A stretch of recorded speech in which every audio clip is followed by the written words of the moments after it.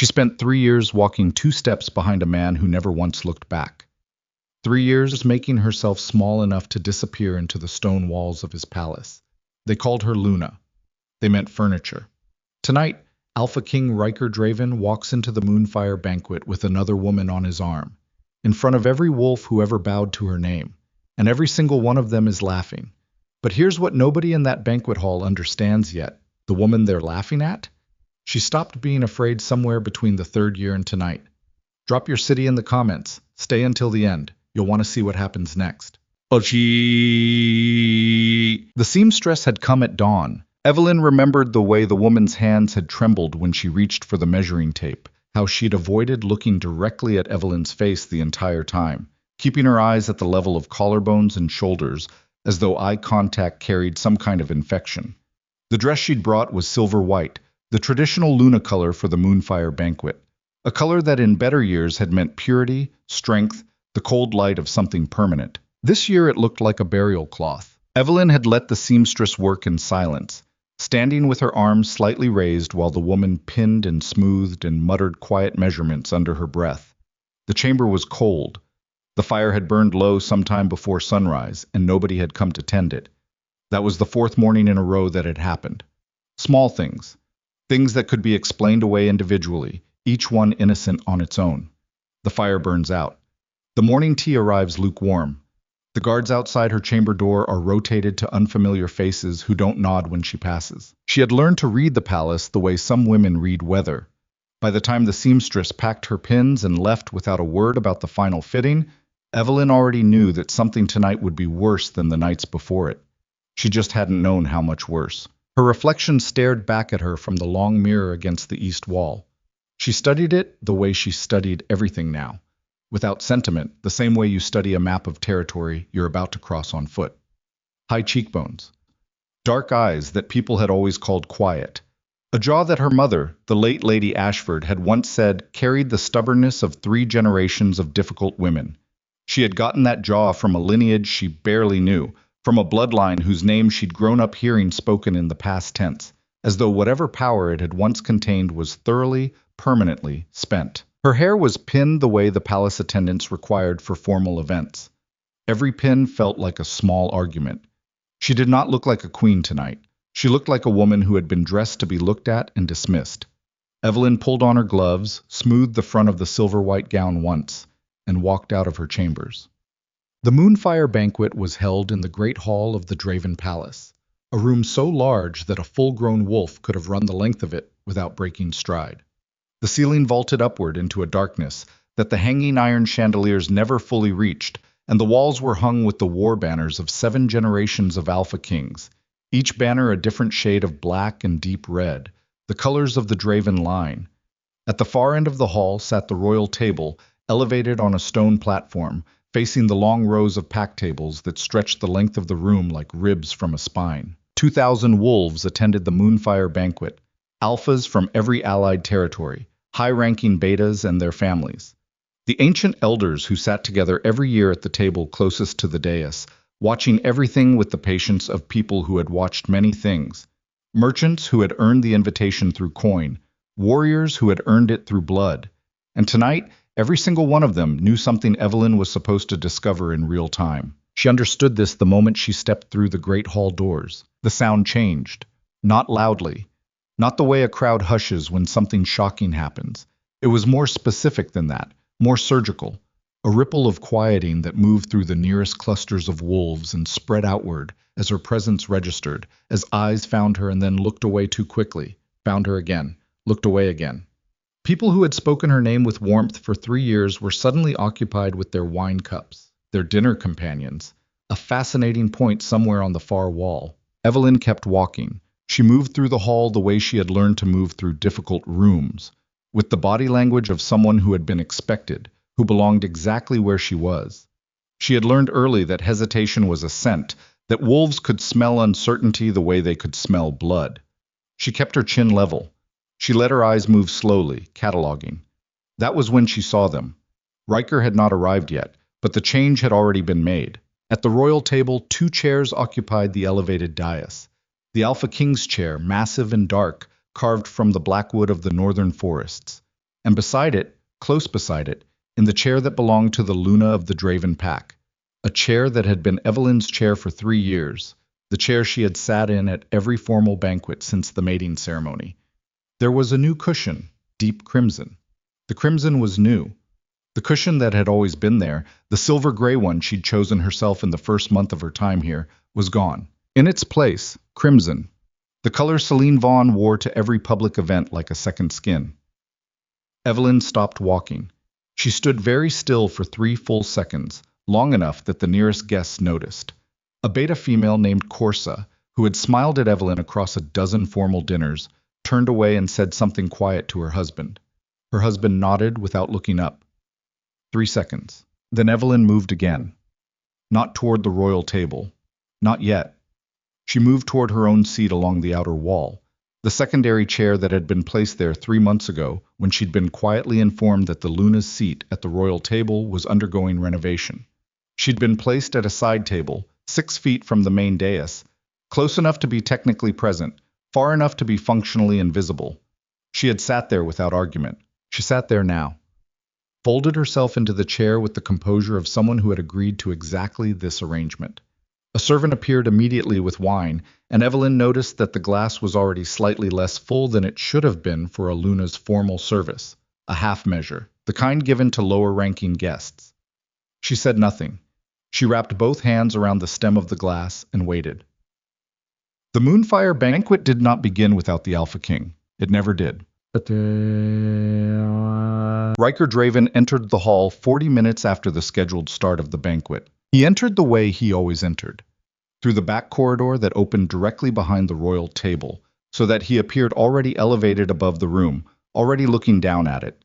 He was tall in the way that Alpha Kings were required to be by some ancient and non-negotiable law of genetics, broad across the shoulders, dark-haired, with a jaw like a stone wall and eyes that were a deep amber that could read as gold or brown depending on the light. He wore the formal black of the Draven line, and the pack insignia on his chest caught the chandelier light as he moved. I was by every measure that this world had agreed upon, a magnificent specimen of an Alpha King. He was also holding Celine Vaughn's hand. The room registered this differently than they'd registered Evelyn's entrance. There was no looking away, no sudden interest in wine cups. The entire hall watched openly, with the particular quality of attention that belongs to crowds who have been waiting for a spectacle and are now receiving exactly what they expected. Celine Vaughn, the Mistress. The word that people used in polite company was favorite, the Alpha King's favorite. In the company of warriors and betas who had drunk enough, the word was simply hers. She was the kind of beautiful that announced itself from a distance, the kind that had been deliberately cultivated and maintained the way weapons are maintained, with oil and attention and the knowledge of exactly what it was for. She wore the deep crimson, as always. Her dark hair was loose, which was itself a statement. Formal events demanded hair up, and she wore it down with the deliberateness of someone making a point about what rules applied to her. She was laughing at something as they entered, her head tilted back, the sound of it carrying across the nearest tables. Her hand was in Riker's. His thumb moved across her knuckles. They walked to the royal table together, and the room watched, and Evelyn sat at her side table with both hands around her wine glass and watched with them. She felt the weight of secondary eyes, the eyes of the 2,000 wolves who were looking at the Alpha King while also tracking the periphery, tracking where the Luna sat, calculating the geometry of this humiliation in real time. Riker did not look at Evelyn as he passed. He did not look in her direction at all. Celine did. Celine looked directly at her as they passed the side table, and the smile that moved across her face was not a smile for Evelyn. It was a smile for the room. It was the smile of someone taking possession.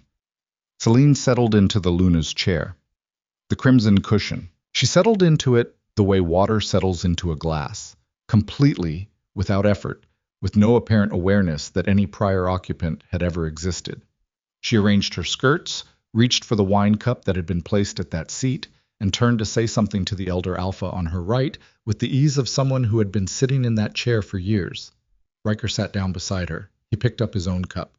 He did not look at Evelyn. The hall, all 2,000 wolves of it, made a sound that was not quite laughter and not quite silence. It was something between them, the sound of a collective breath being swallowed, the particular sound of a crowd that has decided something is either outrageous or funny, and hasn't quite settled on which. Then someone at a table near the middle of the room actually laughed. A short sound, quickly muffled. But it was enough. It broke whatever invisible surface had been holding the room in check. And then the whispers were moving freely, table to table, mouth to ear, and Evelyn could hear fragments of them from where she sat, because wolves have sharp ears, and because nobody was bothering to whisper quietly enough anymore. Didn't even acknowledge her. Sitting at the side table again, did you see? That cushion is new. It was always silver before. Said she can't give him heirs. That's the whole reason. Wonder how much longer she'll even be here. Evelyn drank her wine. She placed the glass down with careful precision. She looked at her hands in her lap. There was a small tension in her right thumb, a white patch of skin over the knuckle where she was pressing it against the other hand without realizing, and she released it deliberately, spread her fingers flat against her skirts, smoothed the silver-white fabric. She had known it would be bad. She had not known it would be this. The banquet began the way all banquets began, with the Alpha King's address, the formal acknowledgement of the season's turning, the declaration of the moonfire, and what it meant for the pack's coming year. Riker stood and spoke with the effortless authority of a man who had never in his life doubted his right to the floor. He was good at this. She had always known he was good at this. The formal ceremonies, the grand proclamations, the language of power delivered as though power were simply the natural condition of things, and he was merely its current vessel. She had married him knowing he was good at this. She had married him at 21, 2 years after the mating bond had made itself known, 1 year after her father's pack had formally entered into alliance with the Draven territory. The mating bond in wolf society carried a weight that was not easily dismissed. It was not the same as love. Not exactly, though it contained within it the possibility of love the way an unlit fire contains the possibility of heat. A mating bond was a recognition, a deep structural truth about compatibility, about power matching power, about the universe, or whatever governed such things, indicating a pairing. The bond had come when she was 19 and Riker was 24, at a territorial summit in the far north, when they'd been introduced by their respective fathers, and something had moved through her like a current through still water. She'd seen in his face in that moment that he felt it too.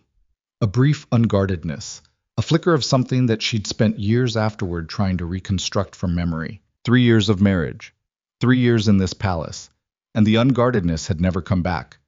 She had told herself many stories about why. In the first year, she'd told herself that kings simply showed things differently, that the reserve she encountered was the reserve of someone who had learned to protect themselves behind ceremony. She'd been patient.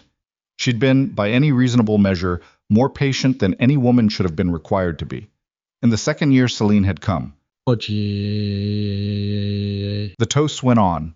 Evelyn sat through them with the practiced endurance of someone who had learned to be present while being absent, her body performing the right responses. The slight incline of the head when cups were raised, the appropriate expression of mild interest during the political speeches, while her mind ran its own separate course. She was thinking about what she'd found 3 weeks ago. She was thinking about the letter. She'd discovered it by accident.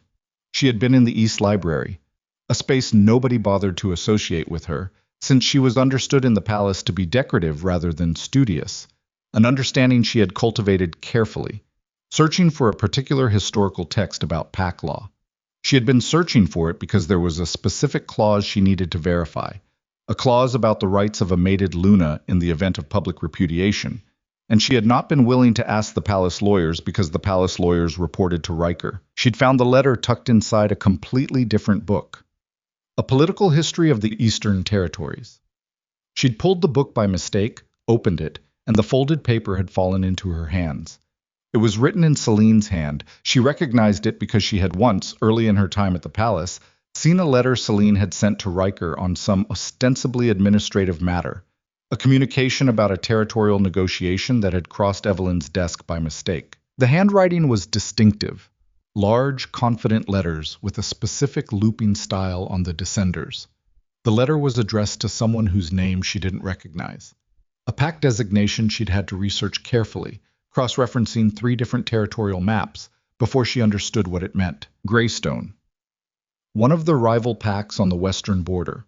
One of the 3 packs that had been making territorial incursions into Dravenland for the past 18 months, which Riker had been attributing to ordinary border disputes, manageable aggression, Nothing worth a full military response. The letter said, patience. The letter said, the king grows weaker by the month. The letter contained specific information about Riker's schedule, about the palace guard rotations, about the tunnel system beneath the eastern wall that supposedly only 3 people knew existed. Evelyn had stood in the library for a very long time with that letter in her hands. Then she had put it in her dress. She had not told Riker. This was the part that people, if they knew, would find most difficult to understand. She had not gone to him with the letter. She had not placed it in his hands and said, "Look at what your mistress is doing while you seat her in my chair." She had not done this because she understood, with a certainty that 3 years in this palace had built bone deep, that Riker would not believe her. Not now. Not in this year, in this season, when everything she said to him came pre-filtered through whatever Celine had said first. She had tested this understanding in small ways before, had mentioned carefully that some of Celine's information about a territorial negotiation appeared to be slightly inaccurate, had suggested once that one of Celine's recommendations about the Eastern garrison might be worth reviewing. Each time, Riker had looked at her with an expression so specifically empty that she'd understood it was not neutrality. It was the expression of a man who had already decided what kind of source she was. So she had kept the letter. And she had spent 3 weeks doing her own research, quietly, in the East Library and in the correspondence archives that were technically accessible to the Luna of the palace, verifying what she suspected, mapping the connections that the letter implied. She was not finished mapping them, but she was further along than anyone would have guessed. Riker's address ended. The room applauded. He raised his cup and drank, and the whole hall drank with him, the deep communal sound of 2,000 people swallowing in the same moment, and then the evening moved from ceremony into feast, and the noise level rose as the food arrived and the wine was refreshed, and the particular tightly wound formality of the formal portion gave way to the looser energy of a pack that had drunk and eaten and was now simply being itself. Evelyn ate. She ate methodically, without hunger, tasting nothing. The food at the side table was slightly cooler than it would have been at the royal table. Another small thing, another brick in the wall of small things. She was aware of the conversations around her that she was not included in. The beta couple at the nearest table who spoke exclusively to each other and did not once angle their chairs toward her.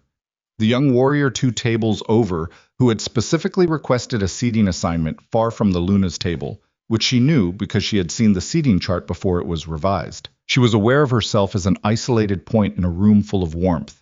And then Riker spoke, not to her. He didn't even glance at the side table. He spoke to the hall, loudly, in the comfortable, carrying voice of a man who had never needed to strain to be heard. And he was in the middle of a story, a hunt story, the kind that alpha kings told at banquets, which always involved a large animal and impossible terrain and the display of the teller's courage and skill. And the room was laughing at the right parts. Celine was laughing with her hand on his arm, leaning close, and then he said something Evelyn didn't catch at first because she'd been looking at the letter she was replaying in her mind. She caught it the second time because the table nearest her went very quiet. Naturally, the weakest wolf in any pack ends up somewhere she can't do damage. Better for everyone that way. Some animals just aren't built for the hunt. The laughter that followed was a specific kind, not the open laughter of genuine amusement, the smaller, tighter laughter of a room that has understood the joke, has a target, and is choosing the safer side of it. Evelyn looked up. Riker was not looking at her. He was looking at Celine, who was covering her smile with 2 fingers in a gesture of performed modesty that Evelyn had watched her deploy in front of Riker at least 40 times. But the nearest tables were looking at Evelyn.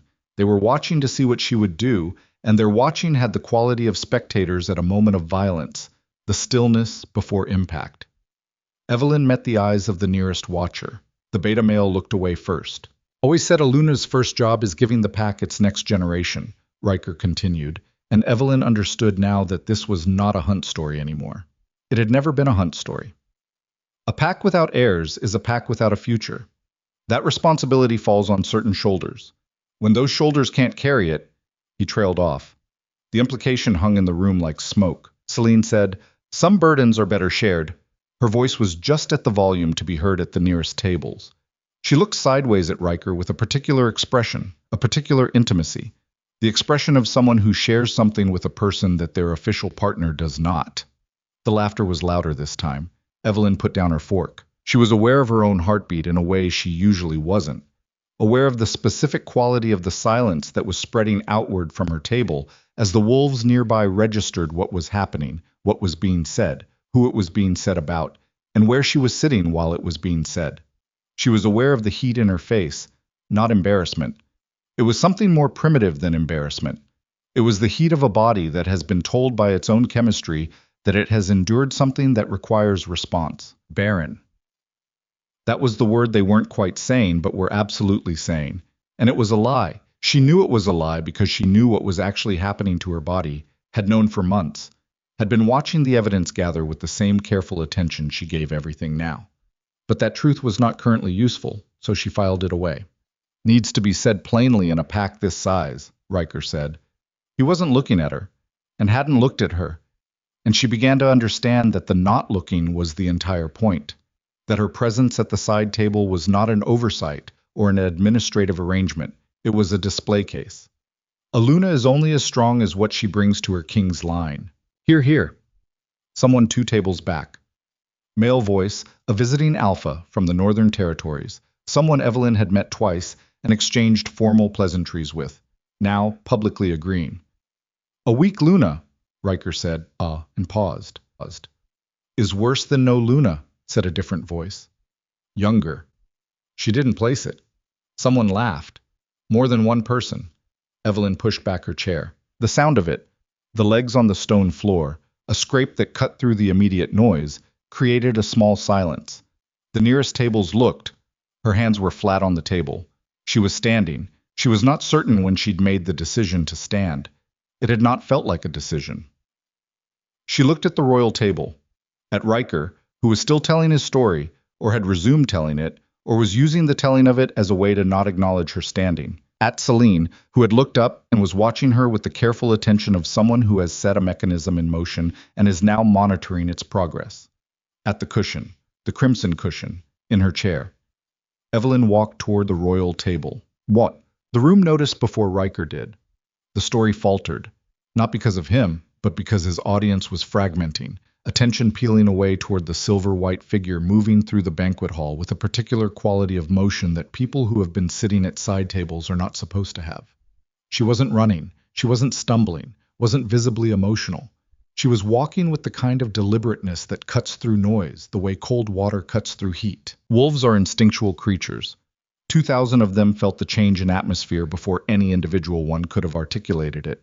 And the hunting party reached the ridge by... Riker stopped.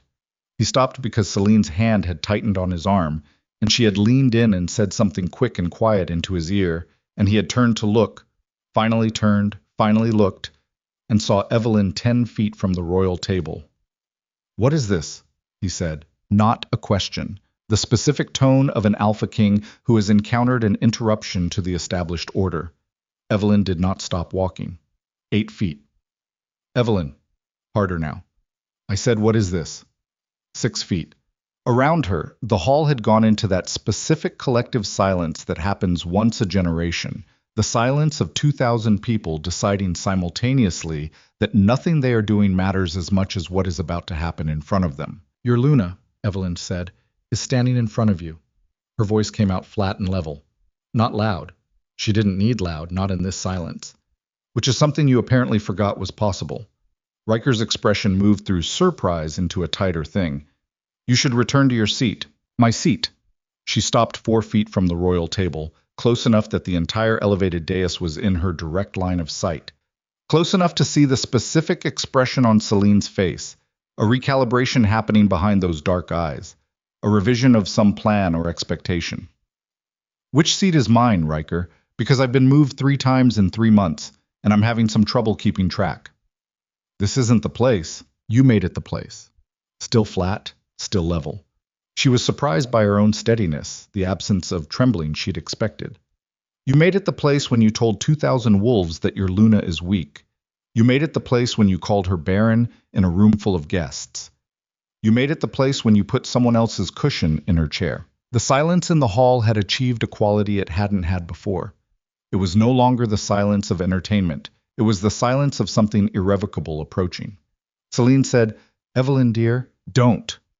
The word came out with enough edge that Celine stopped mid-sentence. Evelyn looked at her directly for the first time that evening. She looked at her the way you look at something you've been studying from a distance and have finally gotten close enough to see clearly. I've been patient. I've been very, very patient. And patience is useful, I've found. It lets you learn things. Something crossed Celine's face. Not fear, not yet, but a recalibration. Return to your seat, Riker said again, and this time it was an order, the full weight of alpha authority behind it, the kind of command that made lesser wolves step back involuntarily. Evelyn didn't step back.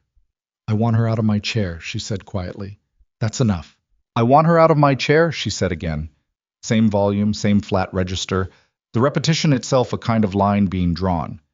And I want you to say in front of these witnesses what exactly you meant by barren, because I'd like the pack to understand what evidence you're working from. The room, 2,000 wolves, completely still. Riker stood up, which was also a statement.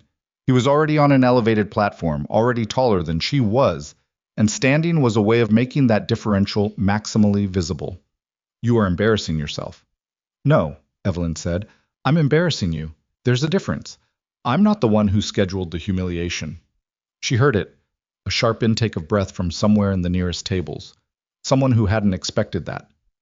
Celine rose from the chair. She rose in the way she did everything, fluidly, as though she'd choreographed it, her crimson skirt settling around her as she stood. She was taller than Evelyn by 3 inches. She used those 3 inches now. Sweetheart, Celine said, and the word was terrible in the specific way that weaponized warmth is terrible. I understand this is difficult for you, I truly do, but creating a scene isn't going to change what Riker and I...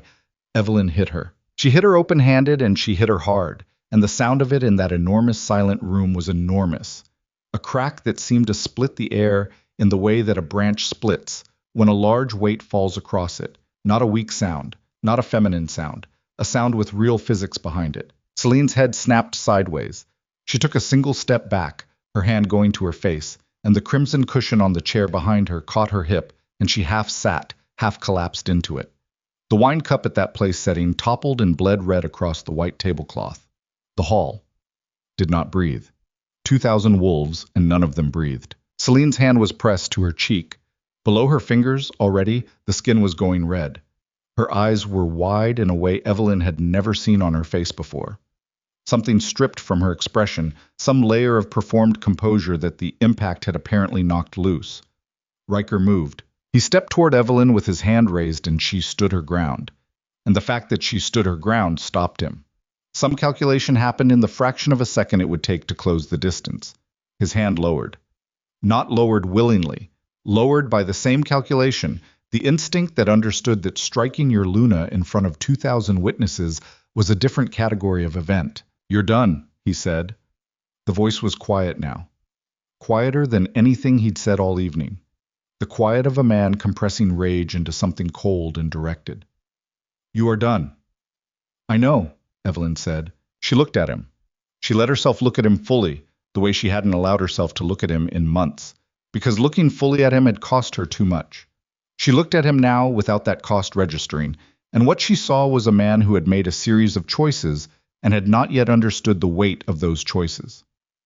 The question, she said, is whether you're done. She turned. She walked back through the silence of 2,000 wolves, back through the hall, back between the rows of tables where not one person spoke or moved, and the eyes on her were different now from the eyes that had watched her enter. The calculation in them was different. Something had shifted in the room's understanding of what she was, and she could feel it as a physical sensation on the back of her neck as she walked. She did not look back. She reached the great hall doors, and the door guards, 2 of the unfamiliar ones she didn't know, stood for a moment as though uncertain whether to open them, and then some calculation of their own was completed and they opened the doors, and Evelyn walked through and the doors closed behind her. In the corridor beyond the hall, she stopped. She stood in the cold stone passage with the muffled roar of 2,000 wolves erupting behind the closed doors, all of them talking at once now, the sound of it reaching her as a kind of undifferentiated thunder, and she pressed one hand flat against the cold wall and breathed. Her hand was shaking. It had started shaking somewhere in the last 30 seconds, and she hadn't let herself feel it until now. She looked at her palm, the hand she'd used. It still tingled. She had 3 weeks left of research before she had everything she needed to understand the full shape of what Celine was building. 3 weeks of gathering evidence, of mapping connections, of building something that could not be dismissed or filtered through whatever version of Evelyn that Celine had been constructing inside Riker's mind. 3 weeks, maybe less. She needed to be more careful now. The slap had bought her something. She wasn't certain yet what, whether it was respect or fear, or simply attention of a quality she hadn't had before. But it had also accelerated something. Celine was going to move faster now. Whatever timeline she'd been working from in that letter to the Greystones, she was going to compress it. Evelyn straightened. She took her hand off the wall, so began walking down the corridor toward her chambers, and she was already thinking, not about what had just happened, not about the slap or the crimson cushion or Riker's face in the moment before he'd stopped himself, but about the tunnel system. The Eastern Wall tunnel that Celine's letter had mentioned, the one that supposedly only 3 people knew about, because Evelyn had spent a week and a half cross-referencing the old palace schematics from the library archive, and she had found evidence of a 4th passage, a tributary, one that didn't appear on any current map she'd found so far, and she had a strong suspicion she knew where it ended. She turned the corner in the corridor already 300 feet from the hall and the thunder of 2,000 wolves still deciding who she was, and stopped. In the shadows at the far end of the passage, between 2 wall torches, stood an old woman Evelyn did not recognize. An elder, by her bearing, spine straight, white hair pinned back, dressed in the dark gray of the elder's formal rank. She was watching Evelyn with an expression that contained no surprise whatsoever, as though she had been waiting. "Luna Ashford," the old woman said. Her voice was steady and soft and carried in the stone corridor as though the walls were amplifying it. "I was hoping you'd be the one to walk out first." Evelyn looked at her. "Who are you?" "Elder Mira, Bloodline Archivist for the Draven Council." She paused. "Though that title is less relevant to you than another one I carry." Another pause. "The last living archivist of the Blood Moon line." Evelyn felt the air change. "You know about the Blood Moon line," the old woman said. It was not a question. "I know the name," Evelyn said carefully. "My mother's bloodline died out 3 generations ago." "Is that what they told you?" Elder Mira looked at her with those steady, ancient eyes. "Come with me, child. Not to your chambers. Somewhere safer." A beat. "There are things in the palace tonight that you don't know about yet." "What things?" The old woman looked back toward the great hall doors. The sound behind them had changed. It was quieter now. A different kind of quiet. Not the quiet of winding down, but the quiet of something being organized. "The kind," Elder Mira said, "that don't wait until morning." From behind the great hall doors came the sound of a single loud voice cutting through the muffled noise, a voice Evelyn recognized with complete and specific clarity. Riker's. And then, below the muffled register of the stone, below the voice and the quiet crowd, and the specific organized silence of a large room receiving an order, a lock being thrown. On the outside of the great hall doors, Evelyn stared at the old woman. "Now," Elder Mira said quietly. "We need to go now." Elder Mira did not wait to see if Evelyn would follow. She turned and walked, and there was something in the specific quality of that movement. No backward glance, no offered hand, no gesture of guidance, that told Evelyn this woman had spent a lifetime being either followed or ignored and had long since stopped adjusting her pace for either outcome. She moved through the corridor with the unhurried certainty of someone navigating by memory in the dark, turning left at the first junction without hesitating, taking a narrow servants' passage that Evelyn had used twice in 3 years, and which most of the palace's formal guests didn't know existed. Evelyn followed. She followed because of the lock. That sound, the specific mechanical weight of a bolt being thrown on the outside of the great hall doors, was still sitting in her chest like a swallowed stone. She was working it over as she walked, turning it, examining it. A lock on the outside meant the hall was being contained, meant someone had decided that 2,000 wolves needed to be held in one room while something happened elsewhere, meant the something that needed to happen elsewhere could not afford witnesses moving freely through the palace. None of those meanings were good. The servants' passage narrowed and descended, stone steps worn smooth by generations of kitchen staff, the torches set further apart here than in the formal corridors so that they moved through alternating pools of amber light and near darkness. Evelyn's silver-white gown was wrong for this. Too visible, too bright, the kind of thing that caught light from 30 feet away. And she was already calculating whether there was anything in the passage she could use to cover it, when Elder Mira stopped at a low door set into the right wall. She produced a key from inside her sleeve. Old iron. She fit it to the lock with the ease of long practice. "In here," she said. Not a whisper. Full voice, quiet, but not reduced. The voice of someone who had checked whether being overheard was a risk and had concluded it wasn't. The room beyond was a records chamber. Smaller than Evelyn expected, barely 15 feet square, stone walls lined with shelving, the shelves dense with bound volumes and rolled scrolls in protective cases. A single table in the center. 2 oil lamps already burning, which meant Mira had been here recently, had lit them in preparation, had known this conversation was coming before the banquet had reached its crisis point. Evelyn walked in. She heard the door close behind her. She heard the lock engage. She turned around. "You lit those lamps before the banquet ended," she said. Mira looked at her without expression. "Yes." "Which means you knew I'd leave early." "I knew something would happen tonight that would cause you to leave early." A slight distinction. Mira moved to the table and pulled out the chair on the far side, but didn't sit. She placed both hands flat on the table and looked at Evelyn across it. "I didn't know it would be a slap. That was—" a fractional pause, more direct than I anticipated. "You were anticipating. I've been anticipating for 6 months." She said it without drama. "Since I first pulled your lineage record and cross-referenced it against the Blood Moon archive. Since I understood what you are." Evelyn stood with her back against the locked door. Old reflex. Position yourself between yourself and the exit, even when the exit is the thing you've just come through. She kept her voice even. "And what am I?" Mira reached under the table. She produced a book.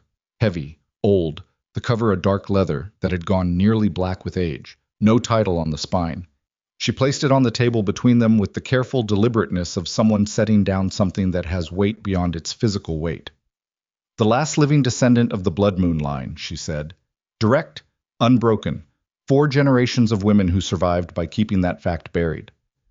"My mother told me the line died out." "Your mother told you what kept you alive through childhood." Mira's eyes were steady. They were the eyes of someone who had delivered difficult truths before and had learned that the kindest form of delivery was directness. "If the wrong people had known what you carried in your blood, you would not have survived to marry into this pack." Evelyn looked at the book on the table. She did not move toward it.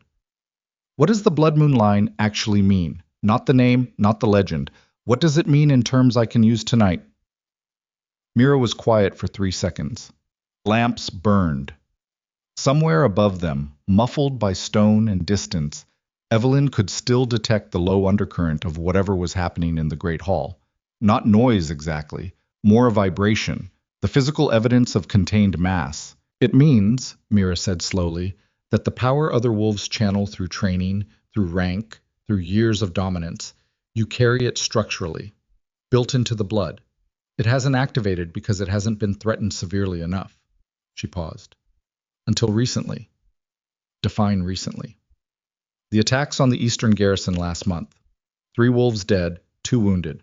Riker attributed it to Greystone border aggression." "I know about the attacks." "What Riker doesn't know," Mira said, "is that the garrison commander sent a secondary report. Not through official channels. Through me."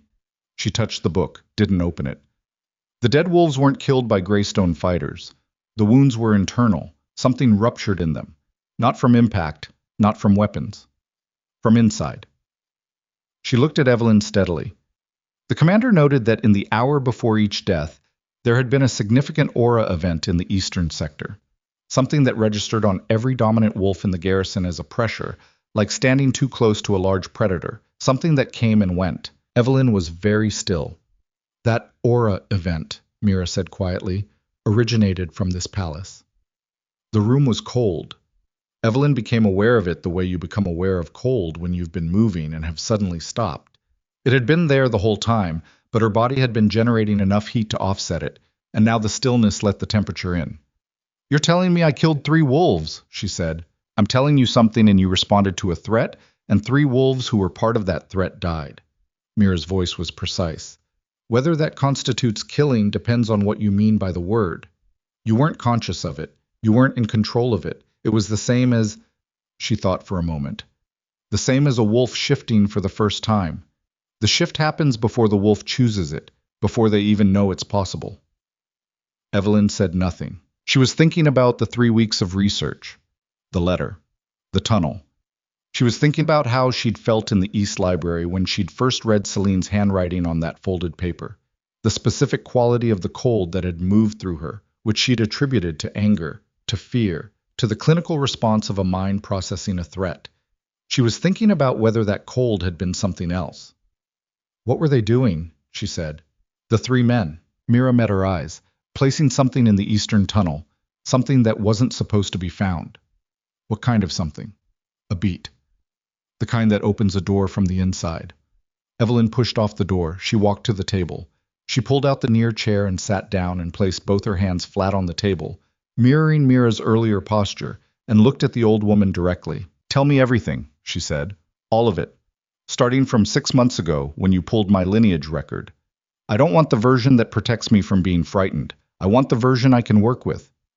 Mira looked at her for a long moment. Something in the old woman's face shifted. Not softened exactly, more like a professional assessment being revised upward. She sat down. She opened the book. They were in the records chamber for 40 minutes. 40 minutes during which the muffled vibration from the great hall changed twice, once becoming sharper, more structured, the sound of a very large room being formally addressed, and once going very quiet in a way that carried more information than noise would have. The second silence lasted about 8 minutes. Evelyn tracked it with the part of her mind that wasn't focused on what Mira was telling her, the part that was always tracking, always mapping, always building the structure of a situation so that she'd know where the exits were before she needed them. What Mira told her was this. Celine Vaughn was not simply a mistress.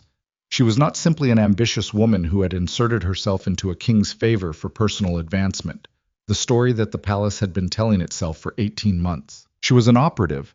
The word Mira used was agent, but Evelyn heard operative and understood them as the same thing.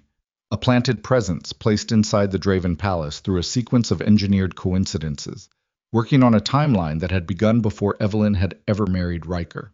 The rival coalition, Greystone and 2 smaller western packs, the Ashen Vale and the Korath, had identified the Draven line as the primary obstacle to Western territorial expansion 6 years ago.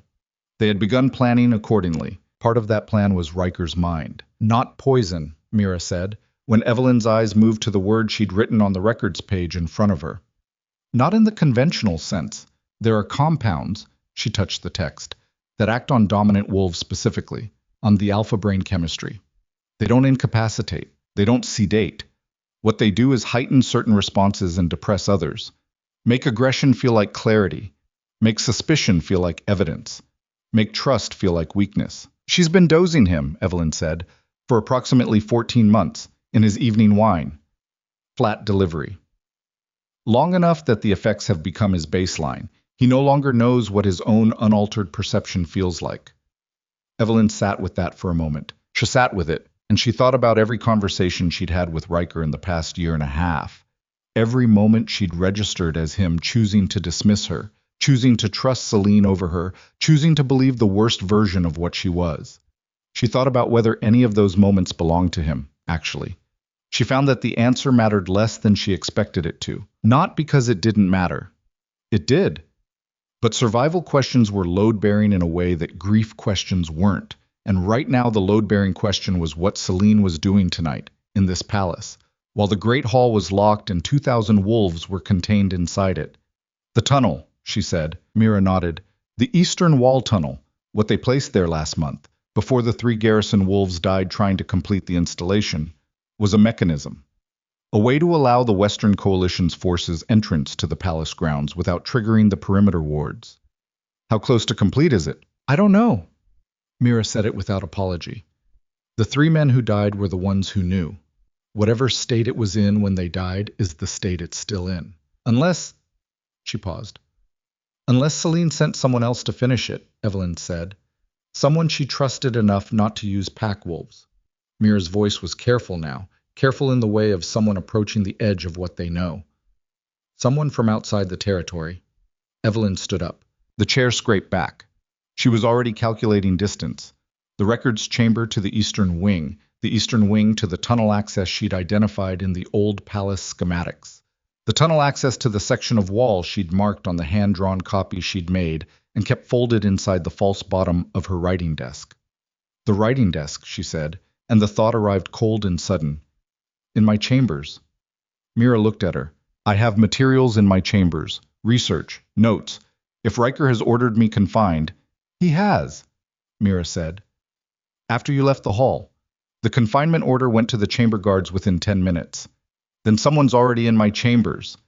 The silence between them was very short and very specific. Evelyn moved for the door. Luna. Mira's voice. Sharp. The first time it had been sharp. The first departure from the controlled archival steadiness. The tunnel is not the only thing you need to know. Evelyn stopped with her hand on the door key. She turned. Mira was looking at her with an expression that had changed entirely from the one she'd worn for the past 40 minutes. The professional assessment was gone. What was there instead was something older, something that belonged to the category of expressions that appear on faces when a person has been carrying a specific weight for a very long time and has finally reached the moment of setting it down. Your mother, Mira said. She didn't die of fever 14 years ago. The door key was cold in Evelyn's hand. The fever was real, Mira said, but it was introduced. The same compound family as what's in Riker's wine, adapted for a different purpose, a different target. A woman who knew what bloodline she carried and had started to understand what her daughter might be. Evelyn did not move. The Korath pack had a different archivist then, Mira said quietly. He identified your mother's lineage before I did. He told the right people, and those people decided that the safest way to prevent the blood moon line from becoming a problem was to ensure it stayed buried. She paused. Your mother was the first attempt. You are the second. The lamps burned. The stone was cold. Celine knows what I am, Evelyn said. It wasn't a question. She's known since before she came to this palace, Mira said.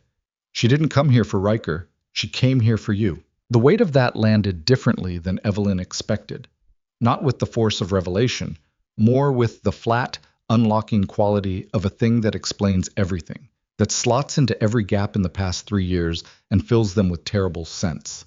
Every dismissal, every orchestrated humiliation, every careful reduction, piece by piece, of a woman down to something the pack would not mourn.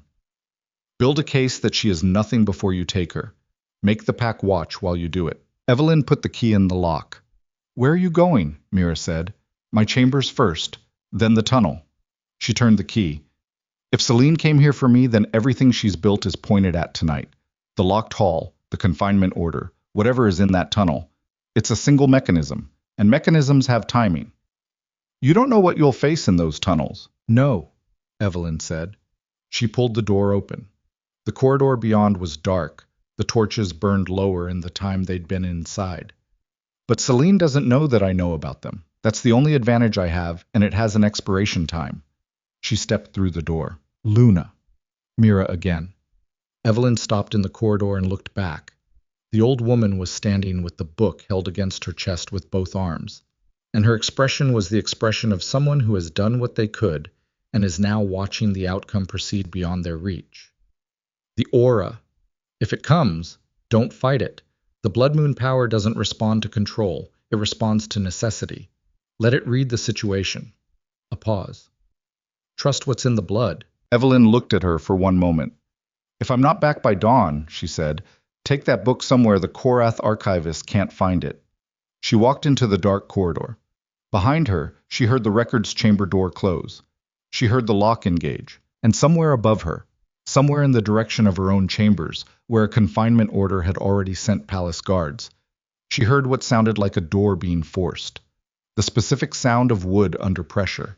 The sound of someone not bothering to be quiet because they'd concluded that quiet was no longer necessary. Her research. Her notes. The hand-drawn copy of the palace schematics with the fourth passage marked in her own handwriting.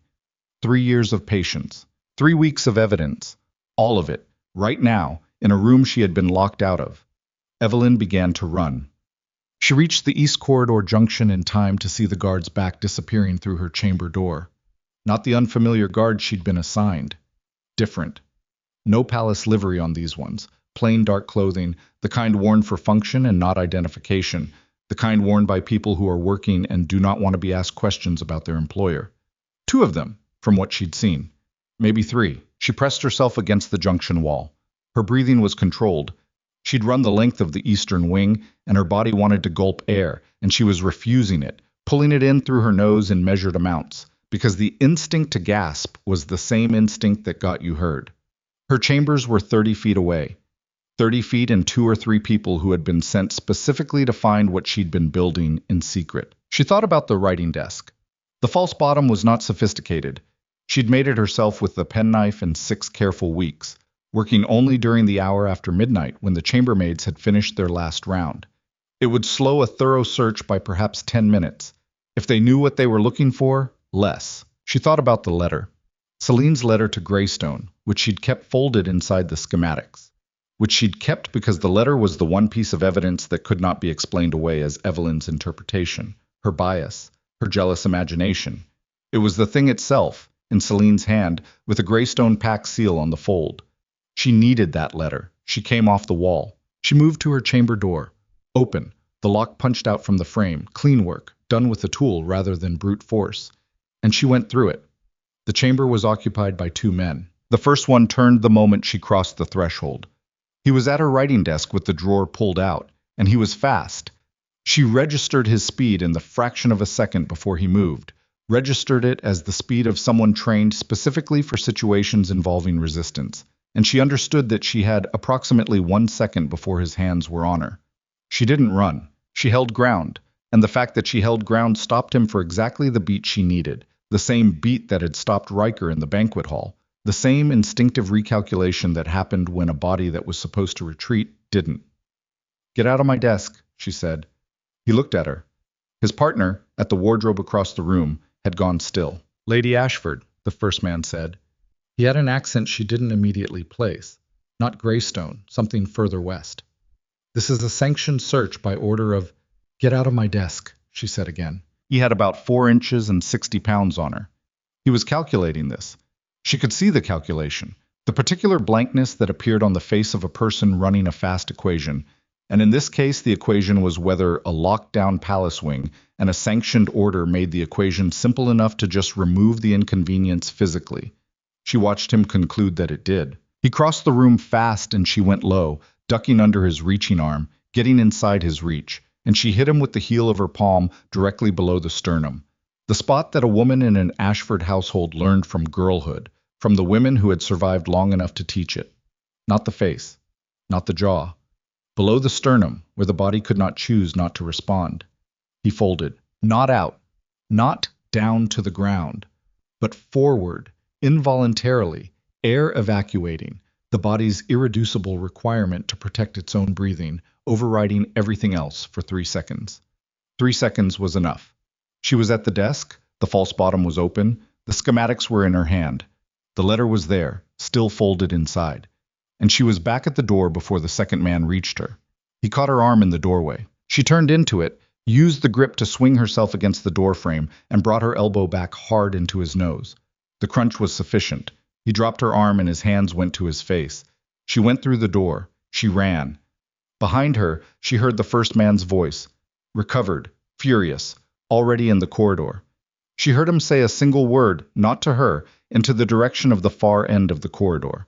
A name or a signal, she didn't catch which, but she heard the response. From the far end of the eastern wing, from the junction that led to the main corridor, from the direction of the only remaining clear path between her and the eastern tunnel access.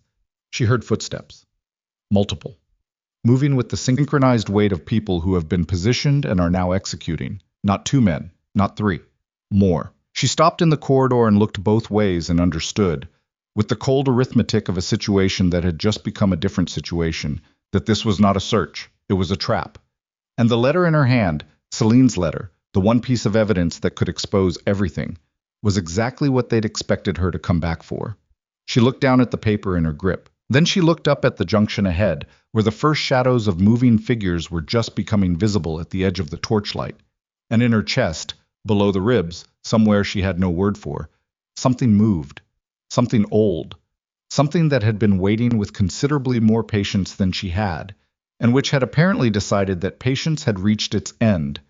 The torches in the corridor flickered, all of them, at once. The torches did not go out. They bent. Every flame in the corridor leaned simultaneously toward Evelyn, as though pulled by a current that had no source, no wind, no explanation in the physics of a sealed stone passage. The shadows they cast went the wrong direction. For 3 seconds, the corridor existed in a light that was not quite the light that had been there before. Something older in it, something that came from below the visible spectrum and pressed against the eyes. Then it was gone. The flames straightened. The shadows fell where shadows were supposed to fall. But the men at the junction had stopped moving. All of them. 4 figures visible at the edge of the torchlight. 2 more sounds suggesting additional bodies just around the corner had gone absolutely still in the way that dominant wolves go still when something registers on the instinctive level as outside their category. Not fear exactly. Below fear. The pre-fear layer that belongs to the brainstem and does not wait for the mind's permission to respond. Evelyn looked at her own hands. The schematics were still in them. The letter was still folded inside. Her hands were not shaking. That surprised her. Her hands had been shaking in the records chamber. They were not shaking now. Whatever had just moved through her had passed clean, like a cold front that breaks the heat and keeps going, and in its wake she felt not stronger exactly, but clearer. The way a room is clearer after you've opened a window that's been painted shut for years. She did not wait for the men at the junction to recalibrate. She turned left. There was a third option that the corridor layout offered. Not the junction where they'd positioned themselves. Not the way she'd come from the records chamber, but the utility access behind the laundry rooms. A low door she'd cataloged 6 weeks ago, in her second week of moving through the palace in the post-midnight hours. It added 4 minutes to the route to the eastern tunnel. 4 minutes was survivable. Being caught by 4 trained operators in a locked corridor was not. She went through the laundry access at a run, her silver-white gown catching on the low door frame, the sound of the men behind her recollecting themselves. Voices now, the specific tonal quality of orders being given, the resumption of coordinated movement, already fading behind the thickness of the wall. The eastern tunnel access was behind a storage room adjacent to the granary. She'd found it in the archive schematics as a notation so small and so old that it wasn't marked as an access point. Just a faint double line that shouldn't have been there. A wall thickness inconsistency she'd cross-referenced against the actual granary dimensions and found a 6-foot discrepancy. A 6-foot discrepancy in a stone wall was either a structural flaw or a passage, and nobody in the Draven Palace had made structural flaws in 6-foot increments. The storage room was unlocked. She moved through it fast, between sacks of milled grain stacked to the ceiling, to the far wall, and found the trigger mechanism where she'd expected it. A stone block at waist height, slightly proud of the wall surface, the mortar around it worn smoother than the surrounding mortar by the friction of repeated use. She pressed it with her palm. The wall opened inward, not dramatically, a section about 4 feet wide, moving on a balanced pivot, silent in the way of mechanisms that have been maintained. Someone had been maintaining this. That fact dropped into her inventory of things that mattered, and she filed it and went through. The passage beyond was narrow. She couldn't see far ahead. The tunnel curved after 20 feet, following the line of the outer wall, and beyond the curve was dark. She found a torch bracket inside the entrance and what remained of a stub candle from someone's previous use. She lit it with the flint that hung on a chain inside the bracket, which told her again that someone maintained this space, that flint did not appear on chains inside hidden passages by accident. She moved into the tunnel. She found them 60 feet in. Not the Greystone fighters she'd been expecting, not the Western Coalition's advance force completing the mechanism installation. She found something that rearranged every structure she'd built over 3 weeks of careful research and left her standing in a 6-foot stone tunnel holding a candle stub and understanding, with the sickening clarity of a person watching a pattern complete in the wrong shape, that she had mapped one layer of this. There were 2 layers. The men in the tunnel were not Western Coalition. They were Draven Pack. She recognized the insignia before she recognized the faces. The specific cut of the inner palace guard uniform, the rank marking on the shoulder. She recognized one of the faces because she had seen it twice a week for 3 years at the formal morning briefings, always standing at the back of the room with the other senior officers. Captain Aldrich, Riker's most trusted senior guard. The man who had been with Riker since before the kingship, since the campaign in the Northern Territories. since the years that Riker himself referenced when he wanted to describe loyalty. Aldrich, in the Eastern Tunnel, standing over something built into the wall with two other palace guards. All three of them turned toward her with the specific expression of people who have been found doing something that cannot be explained. 3 seconds where nobody spoke. Then Aldrich said, "Luna Ashford." His voice was the voice of a man making a rapid determination about which direction an exit lay. She could see him doing it, the eyes moving, the calculation running, the assessment of what she was holding, what she knew, what she'd have to know to be standing here. "Captain," she said. Her voice came out steady. She was proud of that, the steadiness, because what she was feeling underneath it was the specific vertigo of a floor dropping away beneath her feet. "What is that in the wall?" He looked at her for a moment longer. Then he looked at the device half installed in the stone to his right. It was a mechanism she recognized from the schematics. She'd seen its outline in the description of old military construction, a signal relay, the kind used to coordinate timing between forces inside and outside a fortification. Not a lock for the coalition, a signal device, for Riker's own guard. "It's not what you think," Aldrich said, which was what people said when it was exactly what you thought, and they were buying time. "I think it's a timing mechanism," she said. "I think it's designed to signal an outside force. I think you've been here before tonight because this installation is further along than it should be if you started tonight." She looked at him. "And I think you installed it, which means Riker didn't order it stopped, which means—" "The king gave no such order," Aldrich said sharply. "Then who did?" The silence that followed had a shape. It was the silence of a man deciding whether the situation had progressed beyond the point where the useful fiction was worth maintaining. "Go back to your chambers, Luna," he said. The title sounded different in his mouth now, emptier, a formality being used as a doorstop. "This is above your station." "The entire palace is above my station," she said. "That's been established clearly tonight. Tell me who gave the order." One of the other guards moved, not toward her, toward the tunnel entrance, a repositioning that put him between her and the way out. She catalogued it. She catalogued him. Younger than Aldrich, heavier, the kind of physical size that had probably gotten him his position and which he'd learned to rely on. "Take her back," Aldrich said. She looked at him. "If you touch me in this tunnel, what happens next is not recoverable for you. I need you to think about whether whoever gave this order will be in a position to protect you from what comes after." "Nobody's going to touch you," Aldrich said. The dismissal in his voice was the dismissal of a man who believed it, who believed genuinely that the situation was contained. "You're going to your chambers because your king ordered it, and tomorrow—" "Where is Celine right now?" she said. Aldrich stopped. "Right now," she said. "At this moment. While the hall is locked and I'm in this tunnel and you're here, where is she?" She watched his face. She watched the specific quality of the stillness that moved over it, the stillness that comes when a question lands in a place the person wasn't expecting. "She's at the banquet," he said. "The hall has been locked from the outside for over an hour," she said. "Celine is not in the hall. Celine has never been easy to lock anywhere. Where is she?" Aldrich looked at the wall device, an involuntary look, the kind the body produces when the mind is reviewing information against new context, checking a thing that seems settled against a question that shouldn't have mattered. The look lasted about 1 second. 1 second was long enough. "Find her," Evelyn said quietly. Not to Aldrich, to the younger guard near the tunnel entrance. "Go find her, right now, because if I'm right about where she is, you want to know before the signal in that wall goes out." The younger guard looked at Aldrich. Aldrich's jaw was tight. "Hold position." "He's already wondering," Evelyn said to Aldrich. Still quiet. The tunnel made voices carry in a way that public rooms didn't. Stripped of ambient noise, every word existed at full weight. "You're wondering too. You've been running this order since, when? 2 months ago? 3? And it's always made sense. There's always been a reason, and she's always been the one providing the reason." She paused. "How many times have you verified her information directly without her present?" Aldrich said nothing. "That's how it works," she said. She was not performing certainty. She was watching him, and she was telling him something true. And the truth of it was in her voice because she'd had 3 years of understanding it from the inside. "It's not that you didn't check. It's that the information was always correct enough. Correct in the ways you could verify. The parts you couldn't verify were always reasonable, always consistent.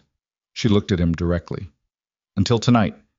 When something she told you to do is in a tunnel you didn't expect me to know about. The younger guard had not moved, but his weight had shifted, an inch, away from the tunnel entrance. Go, Evelyn said to him. He went. Aldrich turned to watch him go. When he turned back, something in his face had altered. Not collapsed, not opened, but moved, the way ice moves before it breaks, a settling of whatever had been held rigid. If you're wrong, he said. I know, she said. I'm aware of what happens if I'm wrong. He looked at her for a long moment. Then he stepped aside from the wall device. Don't touch that, he said. Don't touch anything in this tunnel. If it goes wrong, I know what it looks like, she said. She moved past him to the device. She looked at it without touching it, reading its installation state with the knowledge she'd built from 3 weeks of archive research, mapping where it was in the process of being made functional. It was close.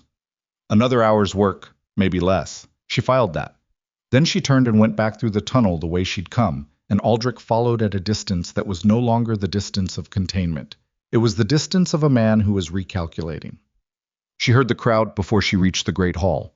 The hall had been unlocked. That registered as a cold drop in her stomach.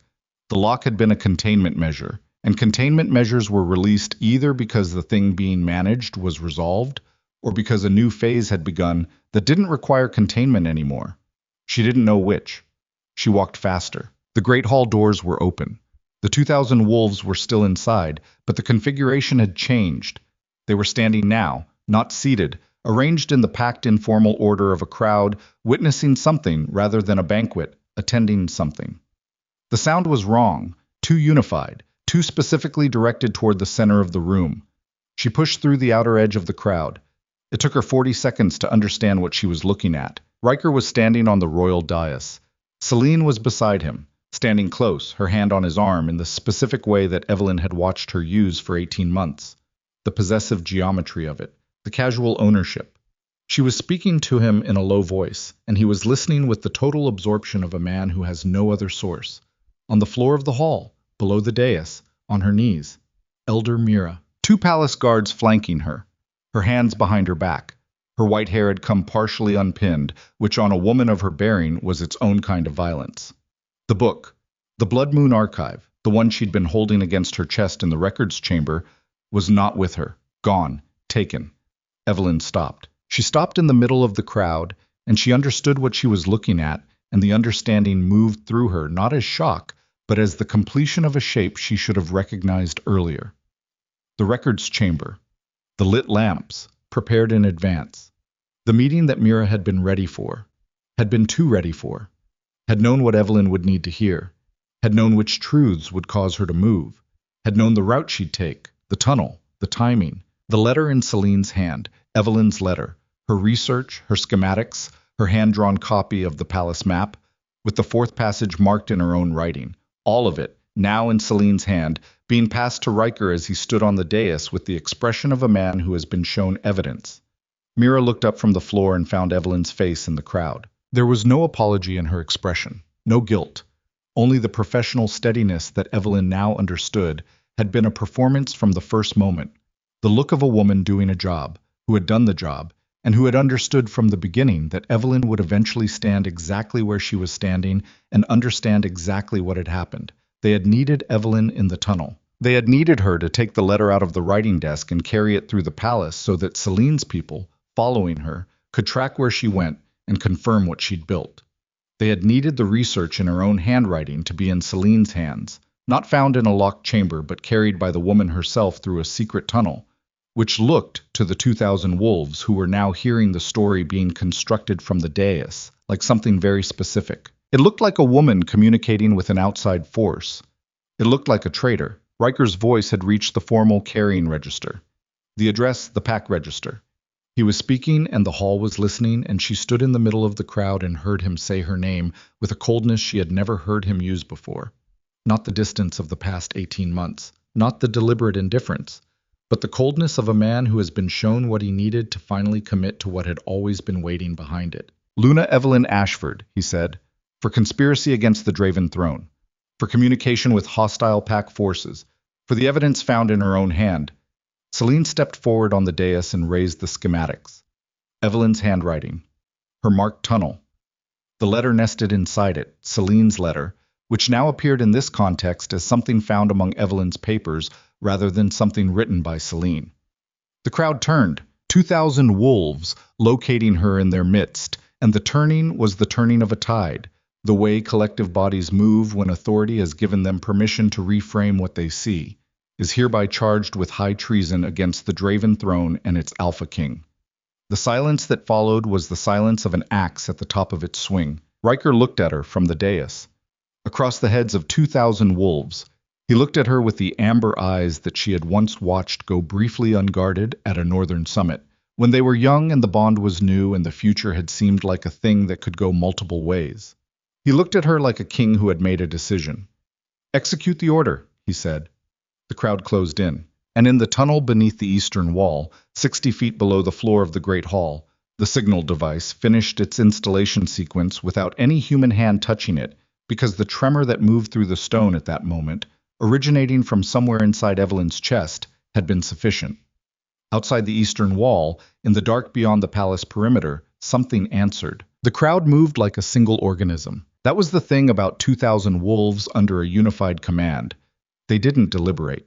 The order from the dais was a signal, and the signal moved through them the way current moves through water, the nearest bodies already turning toward her before the last word had finished leaving Riker's mouth. She saw hands reaching. She saw the specific faces of people she had known for 3 years reconfigure into something that bore no relationship to what they had been before the order. She had 6 seconds before they closed the distance.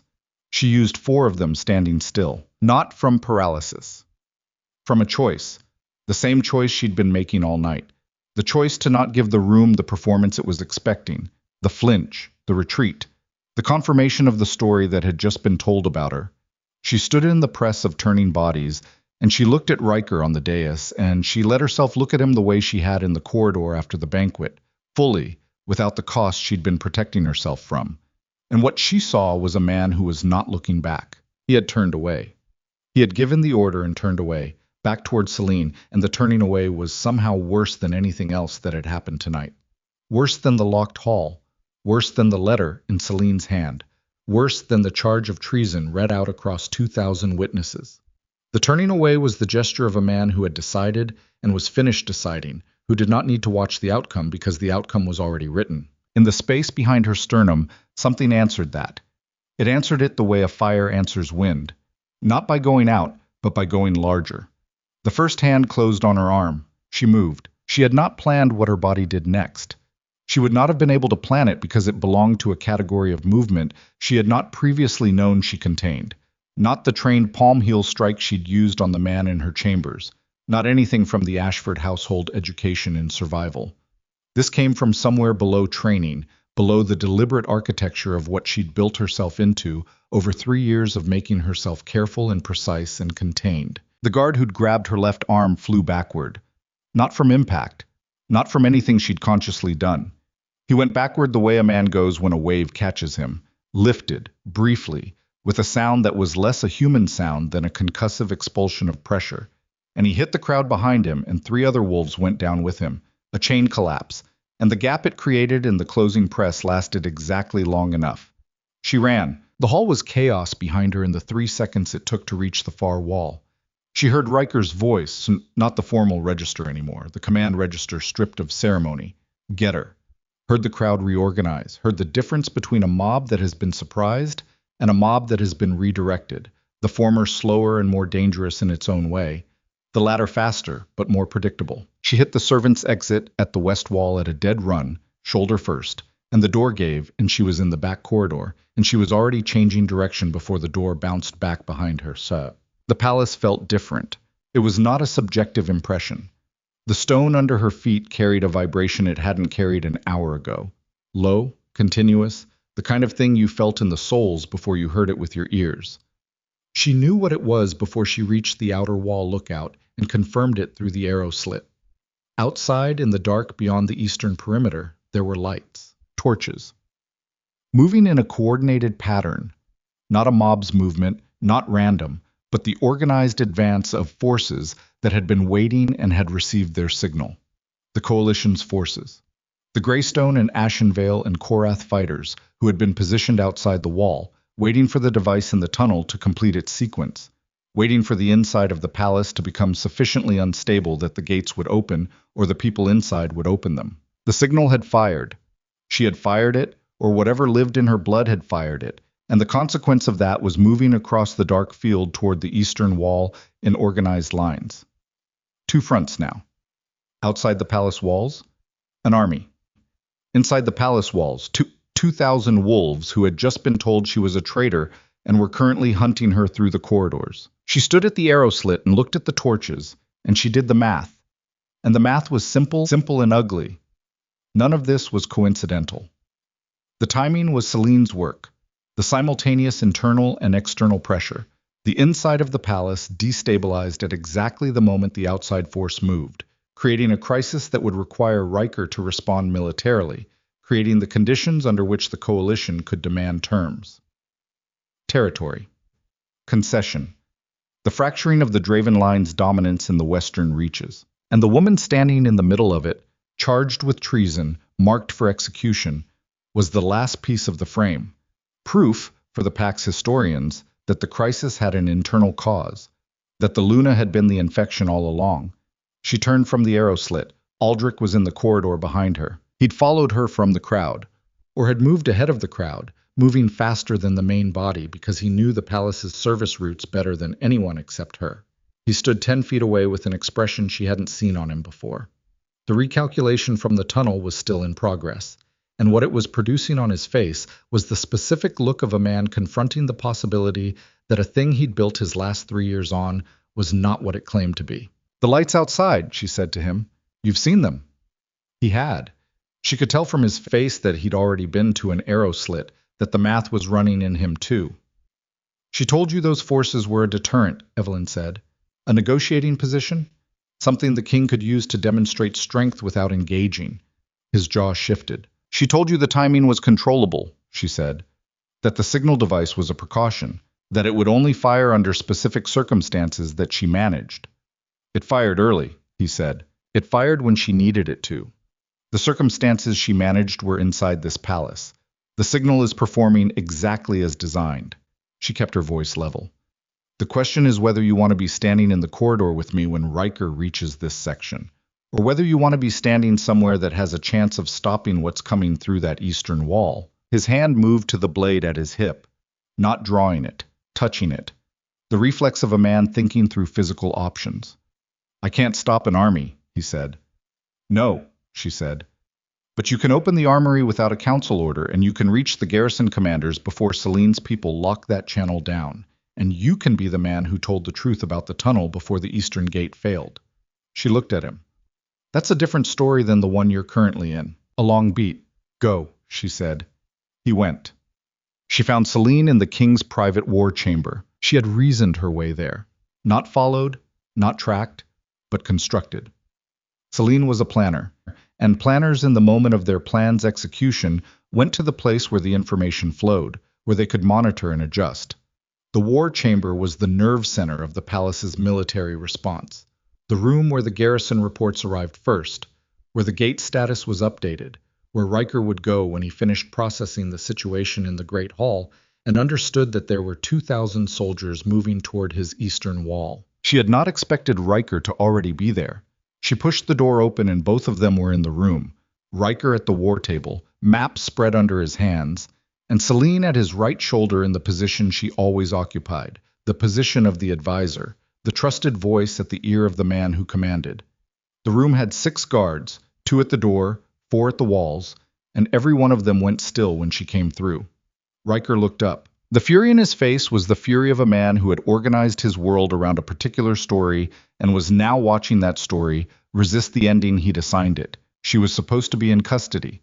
She was supposed to be contained, charged, finished, the clean resolution that Celine's frame had designed. Instead, she was in the war chamber in a ruined silver-white gown with her hair half undone, and outside the eastern wall his kingdom had an army on its doorstep. "There are coalition forces on the eastern field," she said before he could speak. 200 at minimum, likely more. The signal device in the eastern tunnel activated approximately 20 minutes ago. It was installed by palace guards under Captain Aldrich's command on orders that did not come from you. Riker said, I told you to secure her. To the guards. Flat. Listen to what I'm telling you, she said. You're charged with treason, Evelyn. You don't get to... There are soldiers at your eastern wall. Her voice cut through his with a force she hadn't consciously generated. The room felt it. She saw it in the guards' faces, that involuntary register of something beyond volume, beyond rank, the pressure frequency that Mira had described.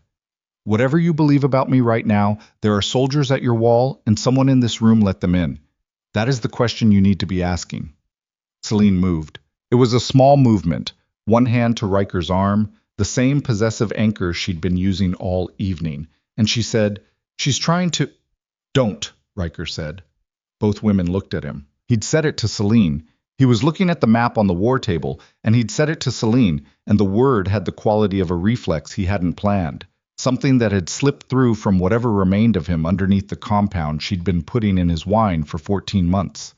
Celine's hand on his arm went still. Captain Aldrich's report arrived 2 minutes before you entered this room, Riker said. He was still looking at the map. He's at the Eastern Garrison.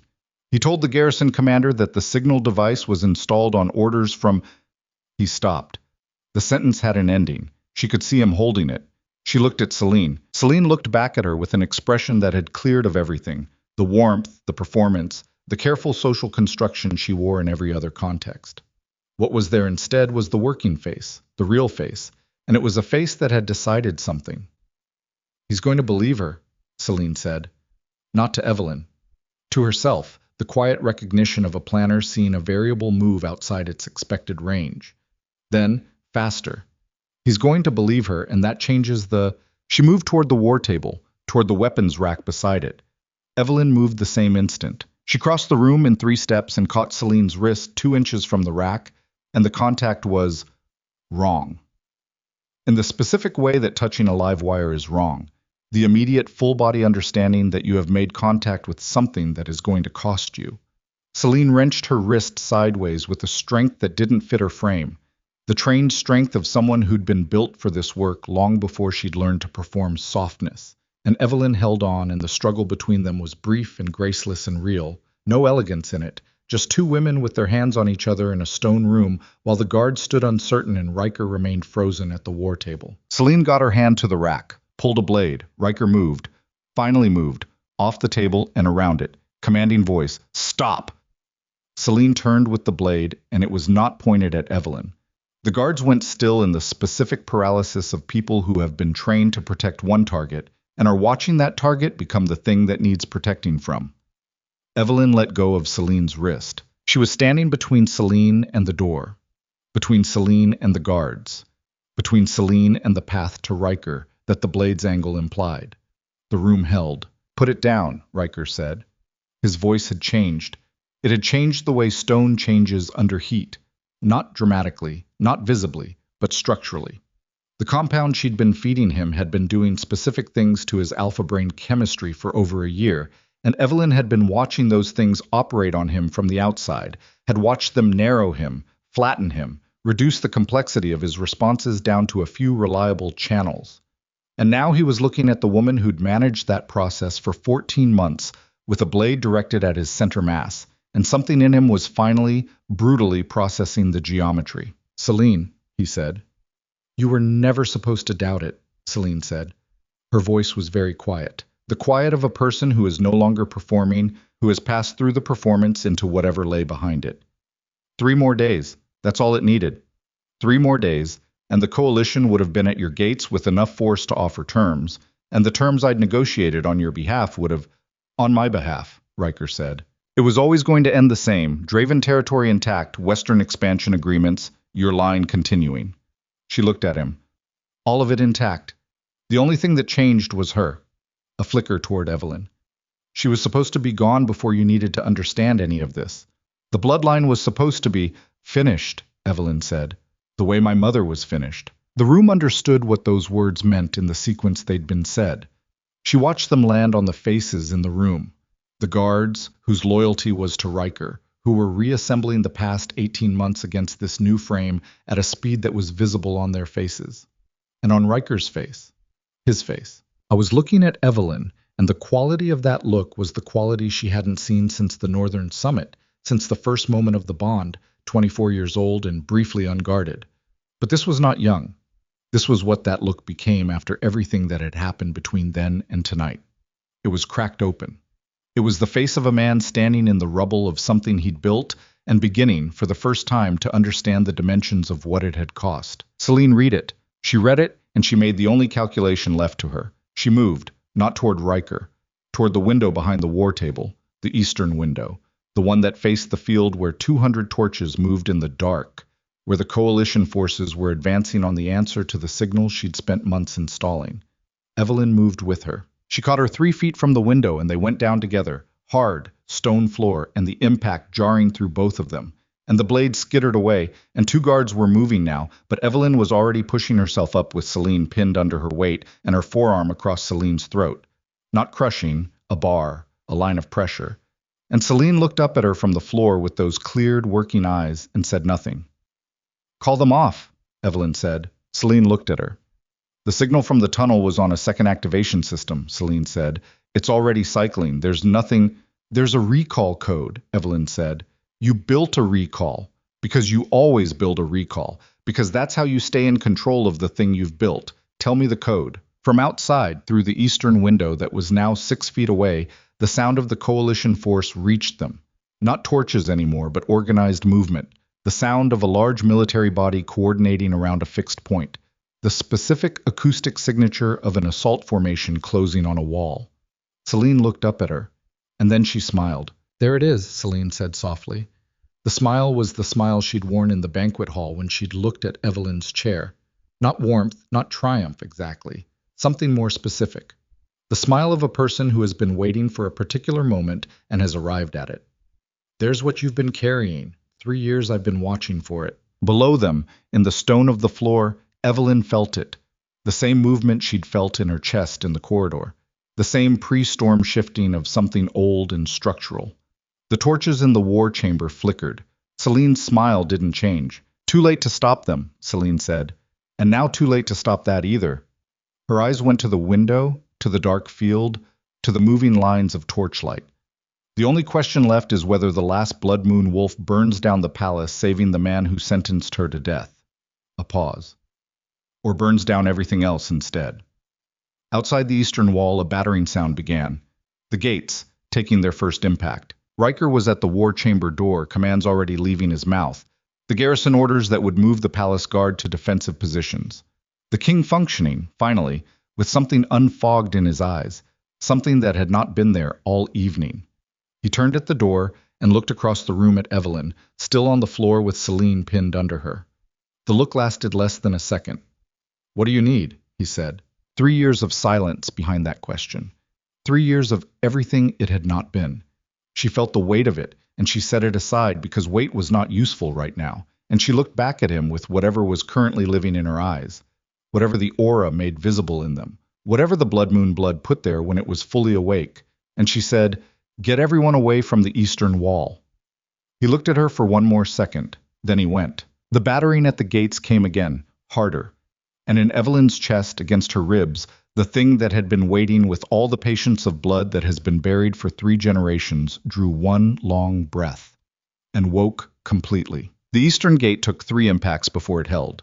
Not because the gate was stronger than what hit it, because something else hit back. The garrison soldiers who survived the next 4 minutes would spend years afterward trying to describe what they'd seen, and the accounts never fully agreed on the details, the color, the scale, the specific quality of the light. What they agreed on was the wolf. Silver, they said. Massive in the way that geological things are massive, the way a cliff face is massive, not by measurement, but by the category of presence it occupied. It had come from inside the palace walls rather than outside them, which made no structural sense, and it had moved across the eastern courtyard at a speed that the witnesses consistently described as wrong. Too fast for the size, too fluid, as though the normal negotiation between mass and momentum didn't apply. It hit the gate from the inside at the same moment the coalition force hit it from the outside. The gate held. The coalition force did not. Evelyn came back to herself on the eastern courtyard stones. She came back slowly, the way you come back from very deep water. pressure equalizing, light returning in increments, the body reassembling its own edges. The stones under her hands were cold and gritty and real, and she pressed her palms flat against them and used that reality as an anchor. She was on her knees. She was wearing the silver-white gown, which was now not white, streaked with grime and blood, hers and otherwise, the fabric torn at the shoulder and the hem destroyed. Her hair was completely undone. She was breathing. That was the first inventory item, the most important one. The courtyard around her was not silent, but the sounds were the sounds of aftermath rather than combat.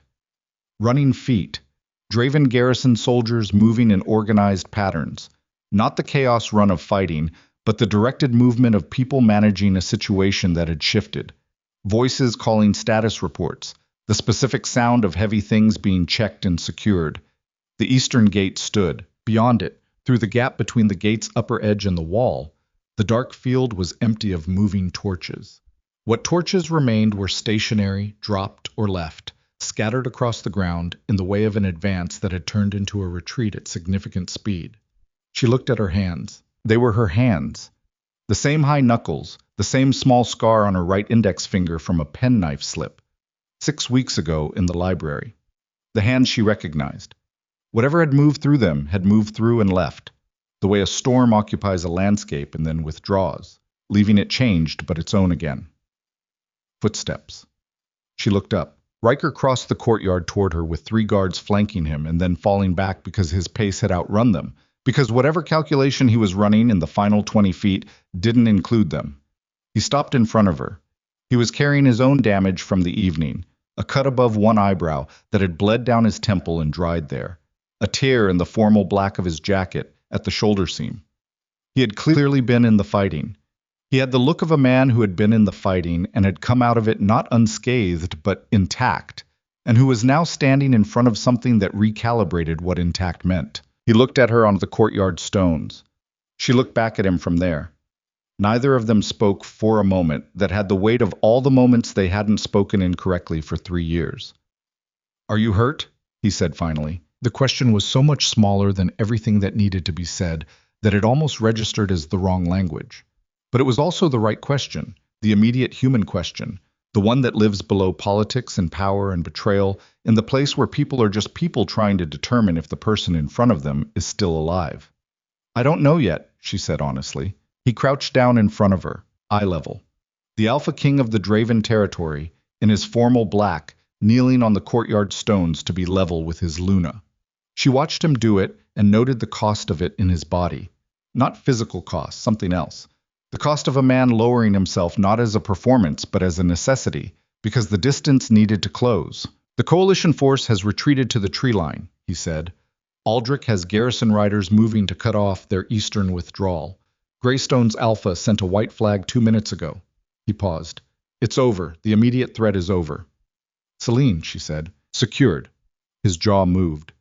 "In the lower cells. Under guard by people I chose personally."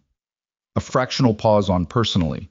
She heard what was in it, the understanding of how long it had been since that specification was necessary, the understanding of what it meant that it was necessary now. "The book," she said. "The archive Mira was carrying." "Found. Aldrich recovered it from the guard who took it." He looked at her steadily. "It's safe." She nodded. She pressed her palms against the stones one more time and pushed herself to her feet. He rose with her, not touching her, respecting the specific physical sovereignty of someone who needs to stand by their own effort. She appreciated that, noted it. The first thing in a long time she'd been able to note about him that wasn't threaded through with grief. She stood. The courtyard around them had settled into its aftermath configuration, and in the east the sky had changed, the night's full black thinning at the edges, the first remote suggestion of a horizon beginning to establish itself. Not dawn yet. The hour before dawn that carries no color, only the subtraction of dark. They brought Celine out of the lower cells at first light, not at Evelyn's request. At Riker's order, with a specific protocol. The formal charges read in the presence of the senior pack council, the evidence laid out in the order of its discovery, every piece of it documented by the council recorder. This was not the public spectacle of the banquet. This was the machinery of actual pack law, slow and precise and entirely without theater. Celine stood before the council table in the same crimson she'd worn the night before. She had been given water and a cloth for her face and had used both. She stood with her spine straight and her hands in front of her, and she looked at the council with the working expression, the real face, and she said nothing that was not asked of her. Evelyn sat at the council table, not at the side position. At the full Luna seat, the place that was structurally hers under pack law, regardless of what cushion had been placed there the evening before.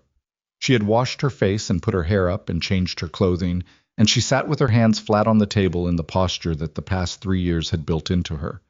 Still, attentive, giving nothing away before it was useful to give it. Riker sat at the head of the table. He had not looked at Evelyn since the courtyard. Not avoidance, the opposite. He had looked at her in the way that people look at something they have lost the ability to take for granted, with the specific quality of attention that belongs to people confronting the gap between what they had and what they almost lost. The charges took an hour to read. Celine listened to them with the patience of a woman who had anticipated this outcome as one of several possible outcomes and had made her peace with it. When the council recorder finished and the senior elder, a man named Boros who had sat at the far left of the elders' table through the entire banquet the evening before, asked if she wished to speak, she looked at the table for a moment. Then she looked at Evelyn. "You were supposed to be nothing," she said. It was not an accusation. It was the flat, clear statement of a person reviewing a plan against its actual results. 6 years of positioning, and every piece of it worked except the piece that was supposed to be simplest. She paused. A quiet woman. A weak Luna. A bloodline that had burned itself out. Another pause. I miscalculated the quiet. Evelyn held her gaze. Most people do. Celine looked at her for another moment. Then she looked away, at the wall behind the council table, and said nothing further. The council deliberated for 40 minutes. The verdict was not a surprise to anyone in the room.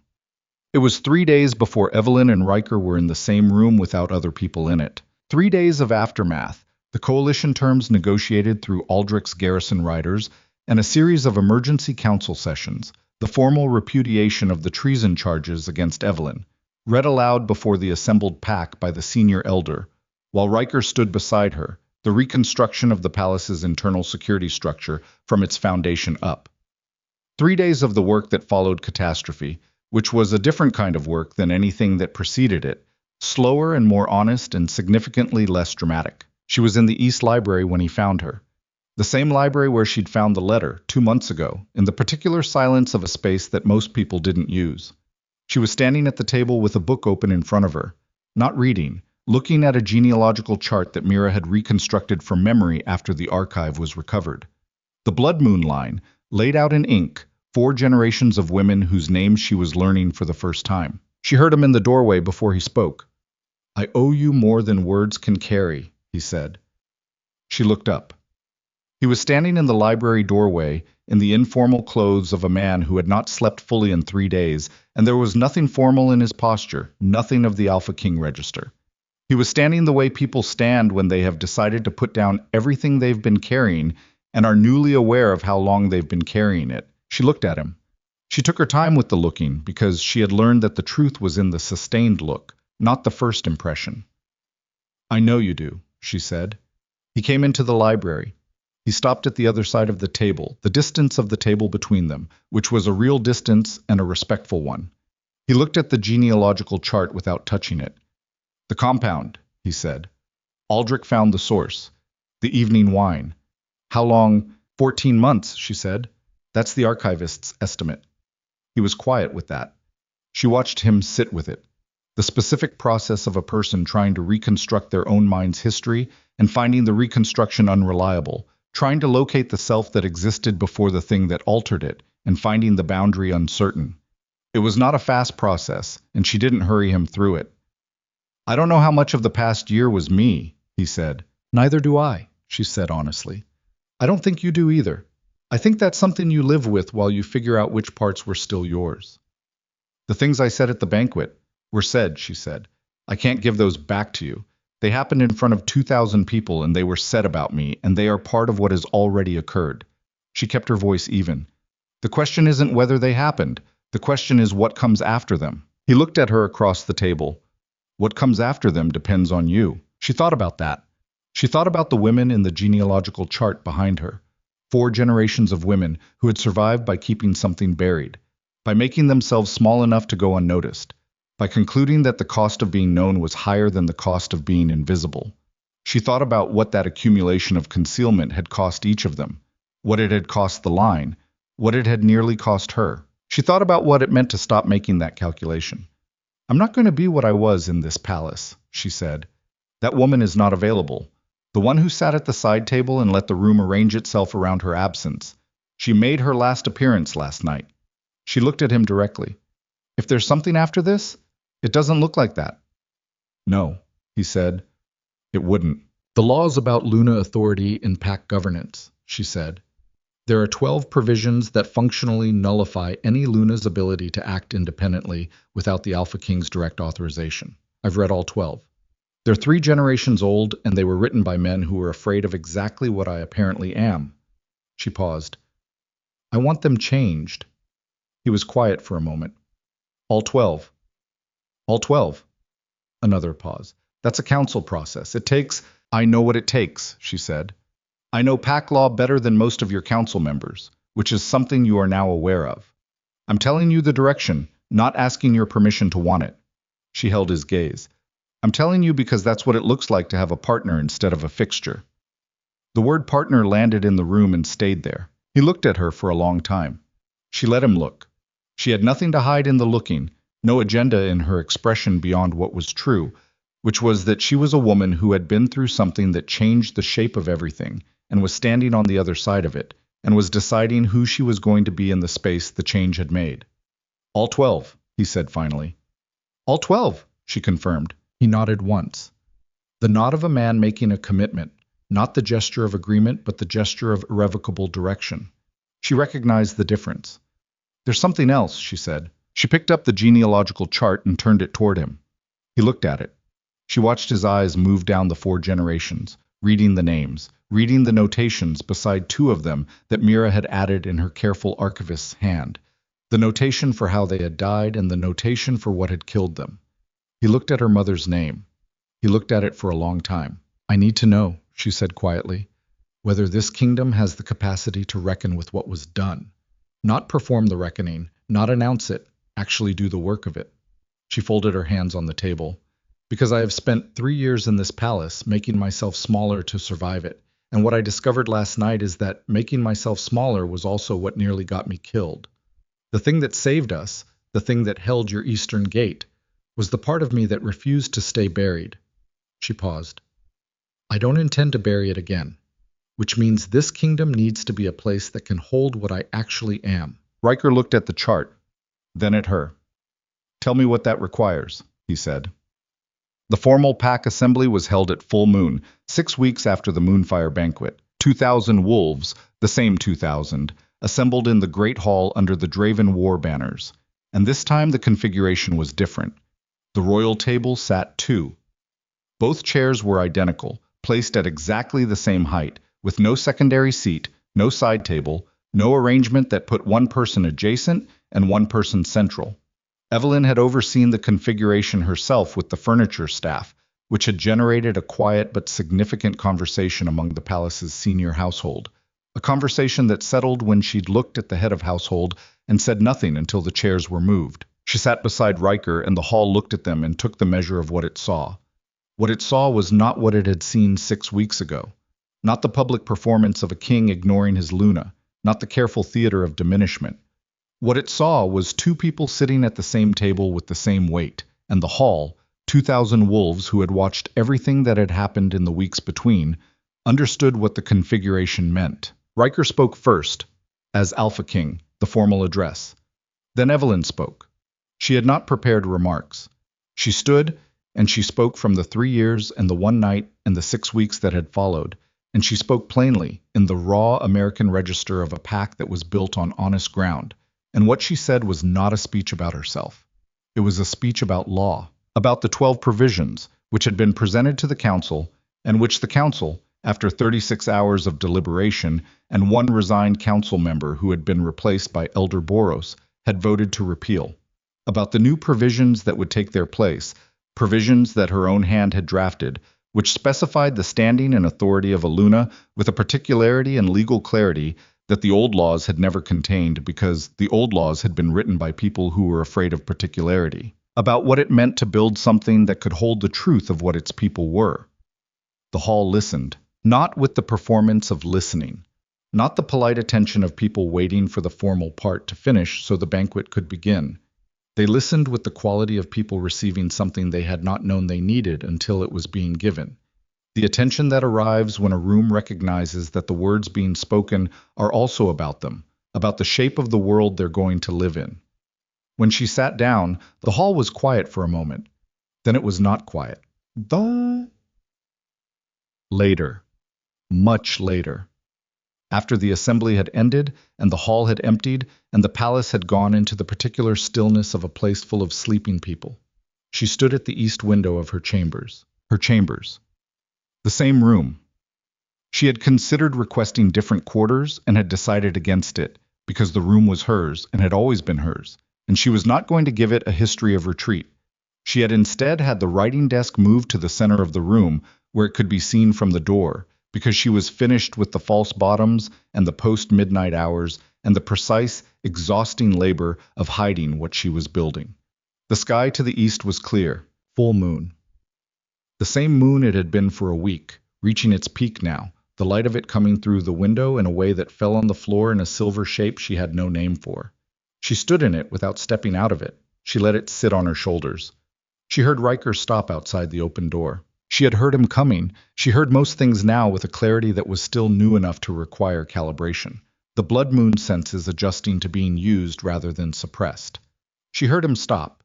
She heard him decide something in the silence of the doorway. "I'm not asking to come in," he said. "I'm not asking anything tonight." She turned enough to see him at the door.